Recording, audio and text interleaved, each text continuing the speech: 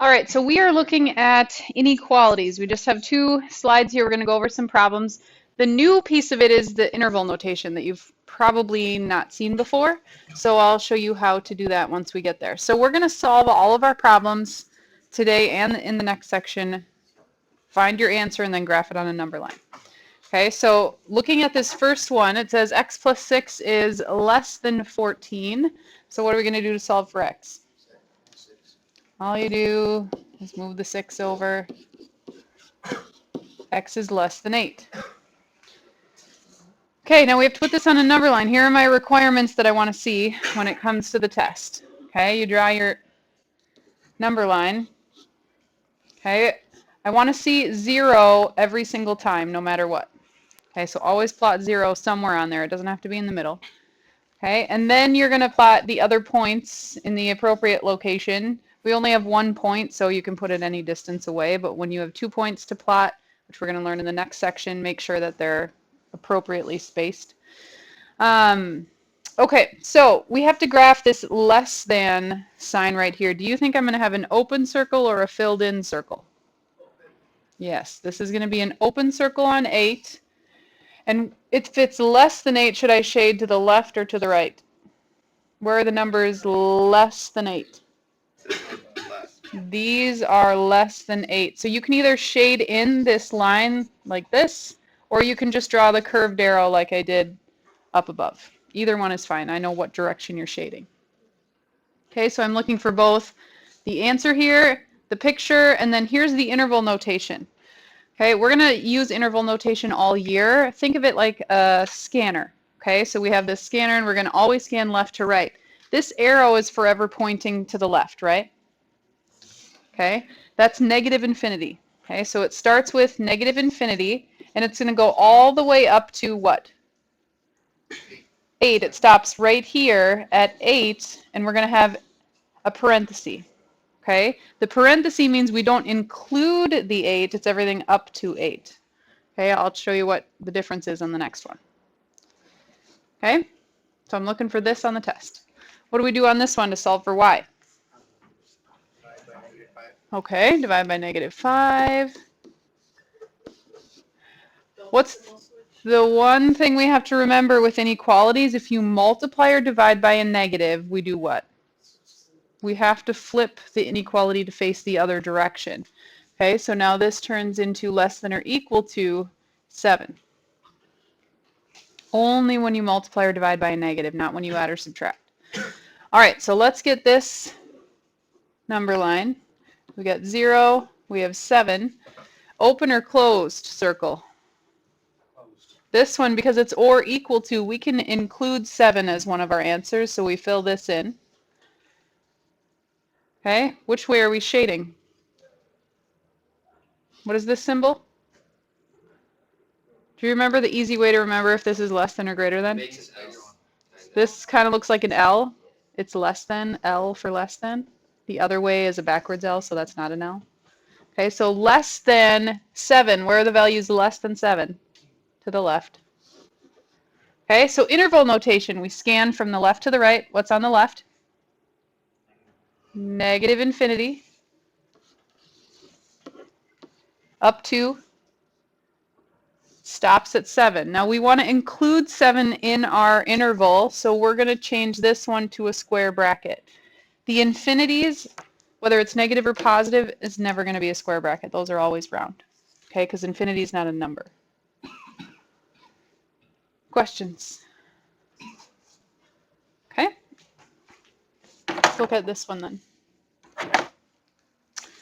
All right, so we're looking here. What would be nice to get rid of? The fraction. How do we get rid of this fraction? Multiply both sides completely by 4. Okay, so on the left, the 4 is gone. We don't multiply that through up here because it canceled out. Okay, but we need to multiply the right-hand side by 4 so that we're evenly balancing that equation. So now we have 2x minus 9 over here. Do we flip this sign? How come?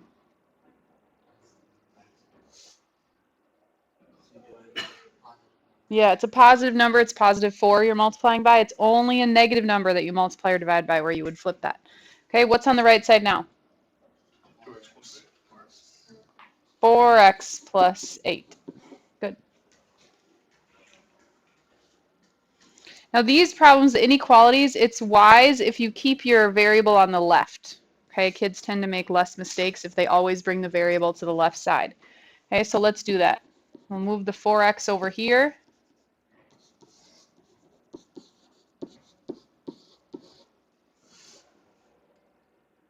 And then we'll add the 9.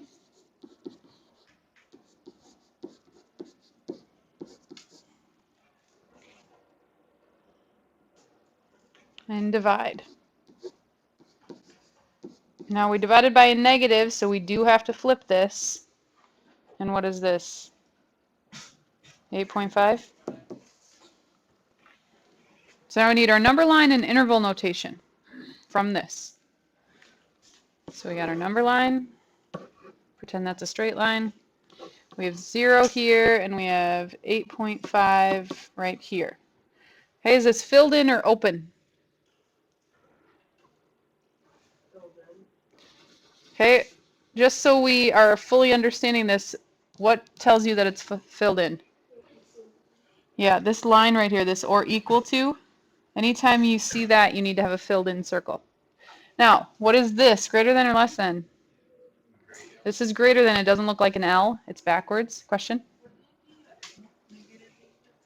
Yes, it would be. Thank you so much.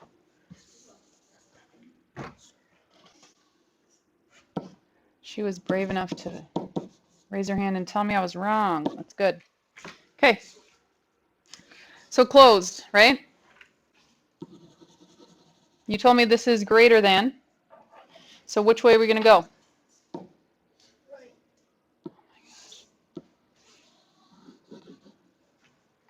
Okay. Interval notation. Remember we scan left to right. Do we have a negative infinity it's pointing towards? Okay, what's the very first thing we come across? So it starts at negative 8.5. Do we have a square bracket or a round parenthesis? We want to include, oh my gosh, my smartboard is possessed. Include 8.5, and it goes up to what? Infinity off to the right.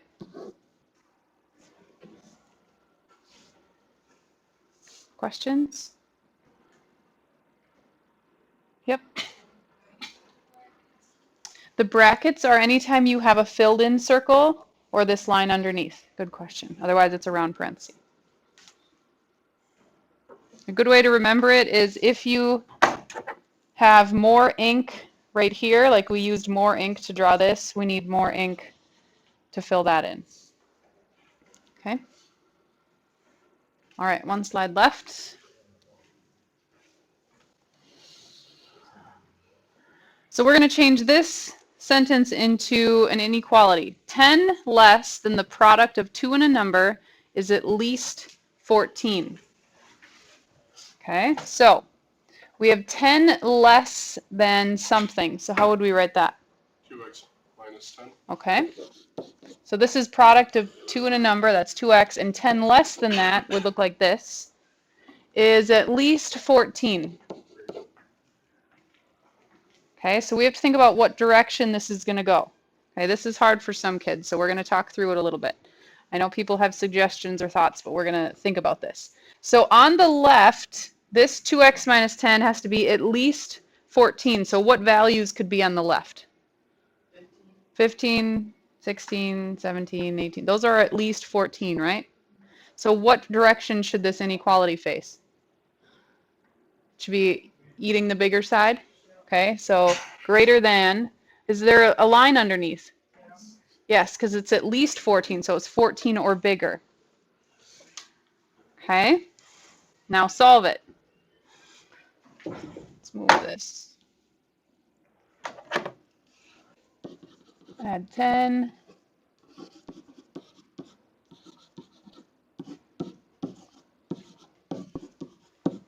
If it doesn't say anything about graphing it or anything else, that's all you need to do. Okay, so it said solve it, we solved it. Questions?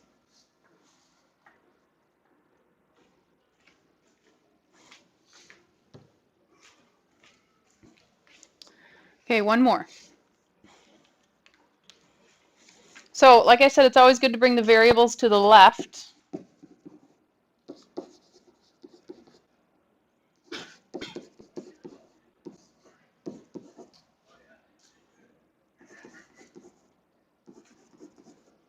So I'm going to have you guys finish that, put it on number line, and get your interval notation, and we'll see if we have the same answer.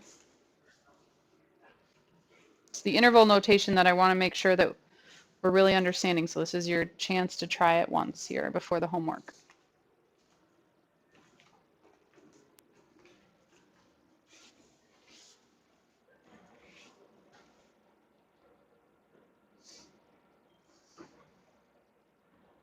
Make sure your number line has 0 on it.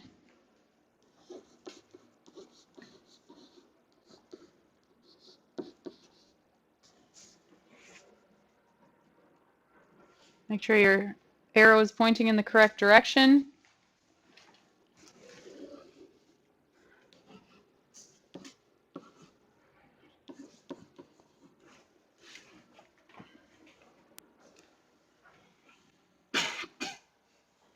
All right, so hopefully this is your answer. You have an open circle on 13 because there's not an or equals 2. You have the arrow pointing this way, and this is your interval notation with a round parenthesis on it.